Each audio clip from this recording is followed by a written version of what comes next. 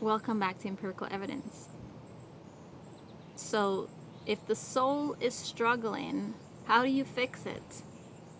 I've heard a lot of arguments, and over the years, what I've realized is that an injured soul is not something that humans fix. Humans can't fix the soul. When I say this, I speak specifically to techniques cultivated. There is no technique to fix the soul, which means counseling doesn't fix the soul. An injured soul is not something that counseling fixes. Counseling is about new perspective on an old problem. Perspective is simply the mind's awareness. And remember what I said, all minds do not have the same perspectives or power level. Some minds were built to see microscopically, some minds were built to see macroscopically. The difference between minds, to be honest, is very much like the difference between a physicist and a geologist.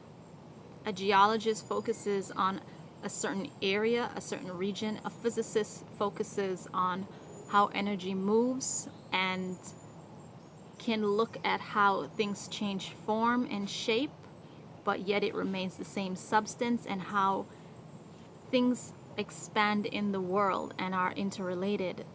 So how the mind is trained at an early age affects perspective. Counseling gives perspectives.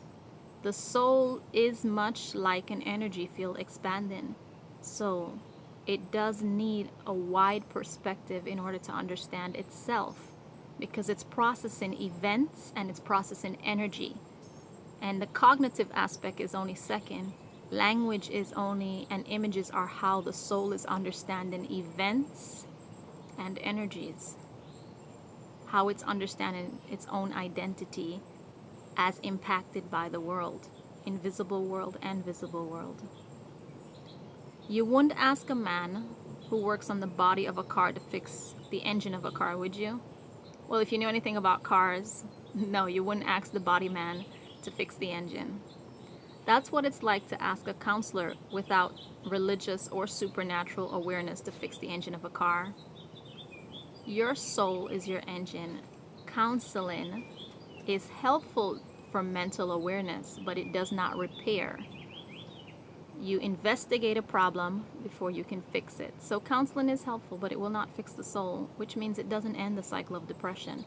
It tells you how to register the things that are bothering you and a few steps you can take to move out of that energy cycle. But until you fix the soul, that energy cycle comes back. And that's why I'm here to talk to you about energy cycles and the soul. Counseling is helpful to hear yourself. It doesn't resolve the soul issue, which is an energy issue. It cannot give you a life force. Counseling is not an energy pattern or energy giver. Since counseling does not give energy, it only gives a different mind, the mind of the listener. But it's not telling you your own soul. The mind is telling you what that soul itself is hearing. So person B is telling person A what they hear. But remember, person B can't see inside your soul. The soul is mind and heart, intentional vibration, and principalities and core powers. The counselor cannot give you back the energy that has been stolen, the energy that has been displaced. That person cannot give you back hope or optimism for life. Counseling is not useless, but it does not fix the spiritual life. The energy field is your spiritual life. The engine of your car is your soul. That is your spiritual life. Counseling can only show you as much as the counselor knows. Well, why do people go to counseling? Well, the difference is that Western psychology keeps pushing that the soul is in the mind, because that's what they know. Western psychology comes that straight out of Europe, and Europe is a vast thinking system.